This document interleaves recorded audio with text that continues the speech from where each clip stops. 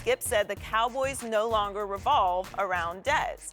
Dez tweeted back at the fan, "Thank you, bro. Never thought that once. Always dreamed of a family and family feel, and we have it. Skip is not a real Cowboy fan. #bandwagon." A few hours later, Dez tweeted Skip again, showing a tweet from 2009 where Skip said, "I am not a Cowboys fan." And Dez says, "Slow down, brother. I said it because you said it." Finally, Dez tweeted, "For the record, none of the bad media really bothers me. I like to be real, and also I'm a human who just loves life with a passion." Skip, what's your reaction to Dez? I have two big reactions, so you're gonna have to give me just a moment to express myself. I believe what I said on yesterday's show stung Dez Bryant, maybe even hit a nerve. At least I hope it hit a nerve. And it compelled him to lash back at me and make it personal, make it about me instead of about Dez. That disappointed me. But I'm going to reiterate what I said yesterday. In 2014, you could not have found a bigger Dez Bryant fan than this guy sitting in this chair. On my old show, repeatedly through 2014, I threw up the X on Cowboy Monday after Cowboy Monday. He was my favorite Cowboy that year. But we all know in the opener this year, he dropped a touchdown pass in a game that wound up 20-19 Giants at Jerry World. And then came the ESPN report that Dez Bryant had missed up to 40 meetings in his career, been late to them or missed them or missed injury treatments. And obviously, after he hurt his knee, he went AWOL for about 3 days, and they couldn't find him, didn't hear from him. And I was very disappointed by that, because obviously Dez Bryant had been spoiled, rotten, and allowed to get away with this for years on end by his owner, Jerry Jones. So I thought it was the greatest thing that could have happened to Dez Bryant that the Cowboys went to San Francisco and won without him and came home and beat Cincinnati without him.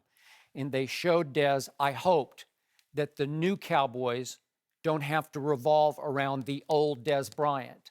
The new Cowboys need a new Dez Bryant, one who's recommitted to showing up on time for meetings, as Shannon Sharpe always showed up in time for, and recommitting to the whole process of being about team instead of about Dez. And I'm hoping that Dez could sort of wise up, shape up, grow up, and see what was happening without him and want to be part of what could happen even to a greater extent with him. So Dez Bryant lashed back at me yesterday, questioning my Cowboy fandom, whether I'm a bandwagon fan, which is actually irrelevant to this whole topic, but I'm going to address it. Obviously, as I've told you repeatedly, I grew up a Dallas Cowboy fan. I was in Oklahoma City, which is Dallas Cowboy country. It's the only pro team in that region, so everybody in Oklahoma City grows up, for the most part, a Cowboy fan. And I talked my parents into taking me to my first Cowboy game in the Cotton Bowl in 1961 on November 5th. The St. Louis Cardinals, they were then St. Louis, went into the Cotton Bowl and beat what was still an expansion team with Eddie LeBaron at quarterback, 31-17, and I was hooked. And on my old show for the last 12 years, I repeatedly talked about my Cowboy fandom. But I also always underscored it with the fact that I'm an objective Cowboy fan. Maybe that's an oxymoron to most people, that objective and fan don't go in the same phrase together. Especially with Cowboys. Well, that's true. But I can be harshly objective, maybe over-objective at times. You haven't seen it yet because we haven't had that moment yet. Maybe we'll have it next Monday. I don't know. But I tend to overreact emotionally one way or the other. Way to go, or how dare you? And there was a period, as everybody knew from the TV show, over 3 years, where I made it very clear I'm no longer driving the bandwagon. I'm on the bandwagon. This was during a period on Twitter back in 2009, 7 years ago, when I was still making the mistake that I believe too many people on air make of reading the reactions you get on Twitter and responding to the reactions. So in the context of that tweet, I was saying I'm not a fan of this Cowboy team. I had made that abundantly clear on television, and in 140 characters, that fact is lost in that tweet. Though I appreciate whoever dredged it up, I get all that. But the point was, remember, the 3 previous years to that, Jerry Jones had the audacity to go out and get the one player I despised. You know how I felt about Team Obliterator, Terrell Owens, and I felt like he had wrecked the Dallas Cowboys. I was also very down in that period on Tony Romo because of his tumultuous relationship with Jessica Simpson, which I thought was affecting his ability to focus and dedicate himself to playing quarterback. So soon after that tweet in 2009, Tony Romo, it's just before actually, Tony had broken up with Jessica. And he started to play better. And I started to drive the bandwagon down the stretch because, would you believe they actually won a playoff game at the end of that year? Skip, that's unfair. You put that on Jessica Simpson. No, I did. And he did too. And he talked about it later. It was just tumultuous. And it was always one thing after another off the field. I talked about it on air constantly, and I can back it up. And I think he knew that it was wrong, and it was just, he had to pay too much attention off the field, and he was not dedicating himself to the process of playing NFL quarterback. As you know, it's all or nothing at that position. Absolutely. So the point was that they did win a playoff game. Then they went up to Minnesota and got annihilated by Brett Favre's Minnesota Vikings. But again, I will drive the bandwagon when it's time to drive it. I will criticize when it's time to criticize. In this case, with Dez Bryant, it's time to criticize. I think you're pretty much with me on this. Dez Bryant has been a little out of control in the middle of the Dallas Cowboys. And I hope he gets right mentally and physically and comes back. I would love to see him catch the winning touchdown pass back at the scene of the crime this Sunday at Green Bay when it was a catch. We all know it was a catch except for one person sitting across the table from me, but that's okay. This is about Dez Bryant. It's not about me. It's now about you. Your thoughts? I just can't understand why whatever you say about him bothers him so much. Because it appears to me, in any rational, sane person that can react the way he does, whatever tweet that you say about him, there has to be some truth or validity to it. If he spent as much time worrying about what you said, if he spent as much time getting to meetings on time, getting to treatment on time, not missing treatment or meetings, he would be fine. You saying what you said should not concern Dez Bryant. I agree.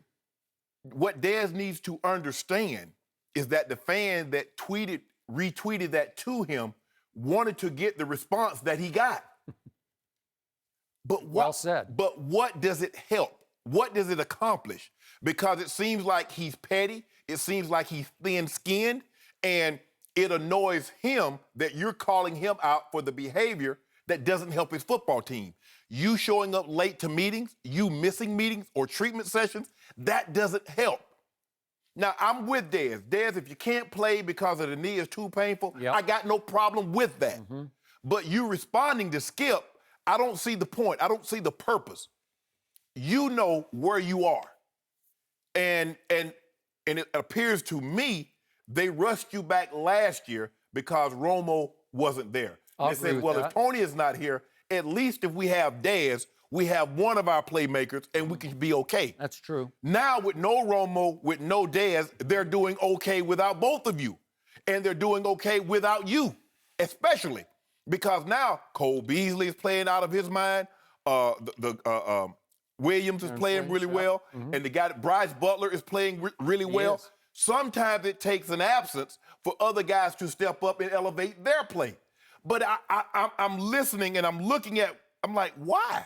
Why does every time you say something or you tweet something, it strikes a nerve with Dez? There has to be some truth.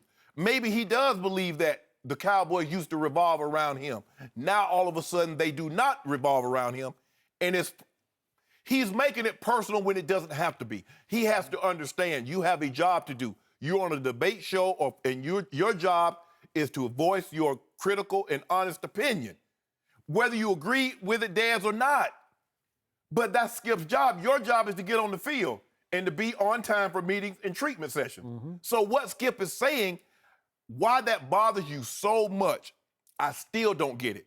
And what he needs to understand is that when fans retweet you something that someone said about you, they're getting and once you respond, they're getting the response that you want. It happened to me. Last year, Brandon Browner playing with St. Louis, and he was playing terrible. It was either pass interference or he was always getting penalties. He was with New Orleans. New Orleans, yeah. Right. Yeah. And I tweeted, I said, it appears to me that Brandon Browner couldn't cover a twin-size bed with a king sheet. Someone retweeted that to him. He responded to me. It's easy to talk with fake teeth.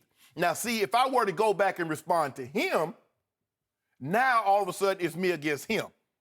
But the point of the matter is that didn't change that he was playing terrible. Nope. He didn't want to address that issue. He wanted to attack me. So now the one thing you never do once you become a part of the media, you never to make it about you. You never go back and forth with a player that's currently playing. I don't care how you attack me, but I'm not going to make it about, I said what I said, I'm ready to move on. Dez, I suggest you do the same thing. Skip said what he said. Skip's entitled to his opinion, whether you agree or disagree. But it's his opinion. But for you to respond is telling me that it's hitting a nerve, that you feel it necessary that you must defend yourself. Because I know you're like, well, Skip never played football. How does he know? What's going on? Look, you can, Skip saying you're going to rededicate yourself, and you should. No, you're not.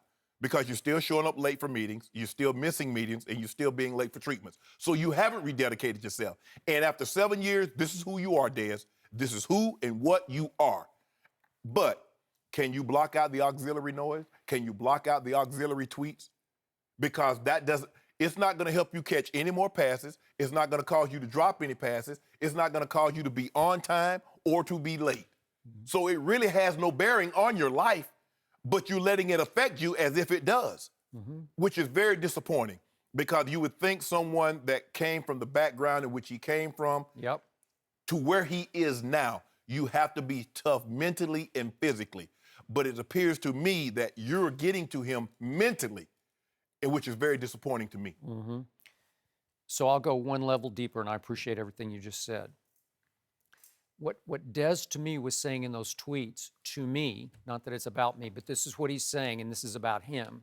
He's basically saying, hey, Skip, if you're really a Cowboys fan, you'd give me a pass. You'd look the other way. Right. You know what? Exactly. How could you criticize me? Are you a fan or not a fan?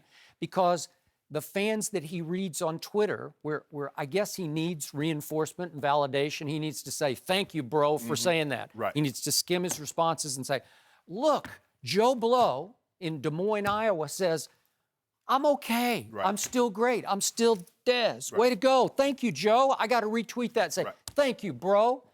Do you really need that guy? What did you tell me yesterday? If you care too much about what the people in the stands think, you're going to wind up in the stands with them, right? Exactly. Okay? Well, I hope Dez doesn't wind up too soon in those stands, but I told you yesterday, I don't want him to wake up at age 40 out of football and look back at, what was I thinking? You know, how could I have gone AWOL for 3 days? I had this great career in the palm of my hand, organization that loved me, catered to me. All I had to do was suck it up and do the right thing and be a pro and play at the highest level, which we know he's capable of playing. But he keeps undermining himself by missing meetings, missing treatment, and reading Twitter. Because it gets you nowhere. It does you no good. No. It infiltrates your psyche, good or bad. It gets you off balance mentally. It's not a clear picture of who you are. You're allowing yourself to be defined by Twitter, right? I tell guys all the time, I said there's 3 rules that you should live by, and if you do this, you'll be fine. And if you play for these things in this order, you'll never have to worry about anything. I say if you play for your teammates' respect, your coach's trust, and the fans' appreciation. But if you do it in that order, now I'm sure some of the guys respect Dez, but not all.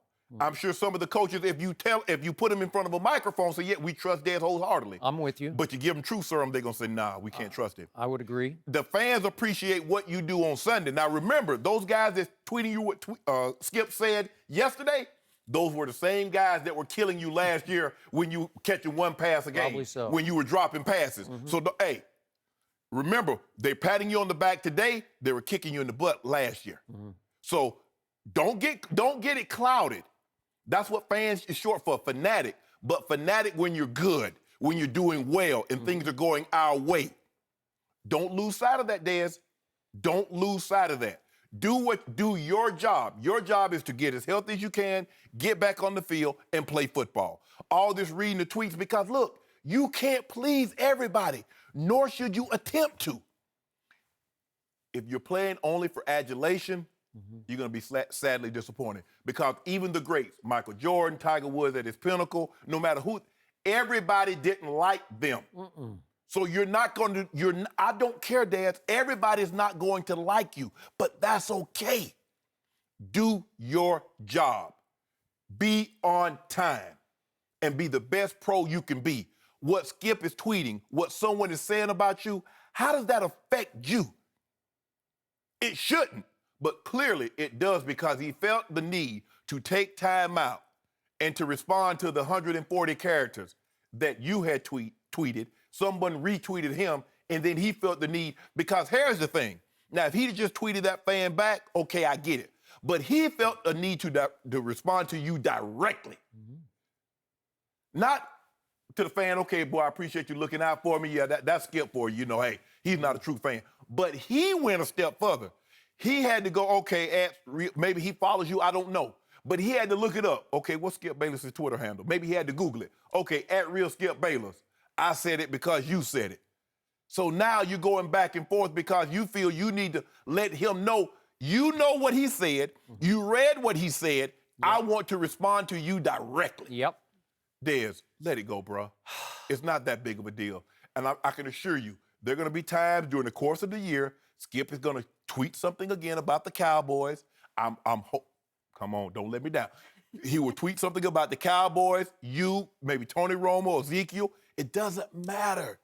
If you just play. You know what, Skip? Maybe I'm looking at it through a different lens because there was no social media. But I had blinders on. And as long as my teammates respected me and my coaches trusted me, that's what I wanted. That was the validation that I needed because I realized fans applaud what you do, not who you are. That's a fact. Dez, remember last year when you was dropping those passes? Remember, Dez, when you couldn't get open and Josh Norman and everybody said, Dez sucks. You do remember that, right? Now, remember what they said in 2014. You're the greatest receiver in Cowboys history. Dez is the best receiver in the NFL. Now, just think about it. 2014, you were doing really well. 2015, you weren't doing so well. So in actuality, they're applauding what you do, not who you are. So don't lose sight of that, Dez. I know they're Cowboys fans and you love them, and they love their Cowboys. They love their Cowboys when they do well. So don't lose sight of that, Dez. So my bottom line is, I still have the highest hopes for Dez Bryant. He was the best receiver in football, in my opinion, in 2014, and he can be again. Are you glad you didn't have social media when you were playing? I am because I'd have gotten in trouble because I'd have been tweeting other players on other teams. That's what would have got me in trouble, not the fans. But you know, do you think you would have tweeted other players? Oh, absolutely. But I knew what to say because I knew the reporters. I knew a Skip Bayless. If I said something about the Cowboys, I know Skip was going to take it back to him. That's what I was hoping for. Well, at least you'd have a strategy.